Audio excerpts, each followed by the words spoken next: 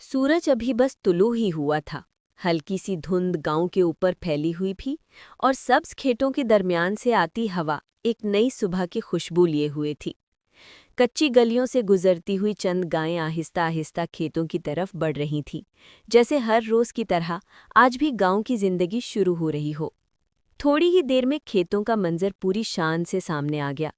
हरी भरी गंदुम हवा के साथ लहरा रही थी और एक किसान मोहब्बत से अपना हल चला रहा था।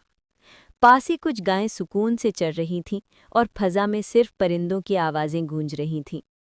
दोपहर के वक्त दरख्त की छांव में दूध देने का मंजर था।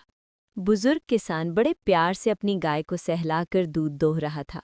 गाय भी जैसे उसे पहचानती हो, खामोशी से खड़ी थी। ये गांव का सच्चा सुकून था। कुछ फासले पर बच्चे खेतों के किनारे दौड़ रहे थे। एक बच्चा बछड़े के साथ खेल रहा था और उसकी हंसी पूरे माहौल को खुशी से भर रही थी। ये वो मासूमियत थी जो सिर्फ गांव की जिंदगी में मिलती है। शाम ढलते ही एक नौजवान ट्रैक्टर चलाते हुए खेत से वापस आ रहा था।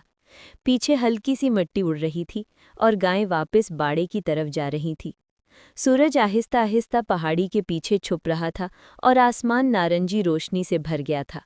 रात हुई तो गांव पर मुकम्मल सुकून उतर आया। चांदनी में खेत चमक रहे थे, घरों में चिराग जल रहे थे और बाड़े में गायें आराम से सो रही थीं। यूं गांव की एक खूबसूरत दिन की कहानी मुकम्मल हो गई। खामोश, सादा, लेकिन दिल को छू लेने वाली।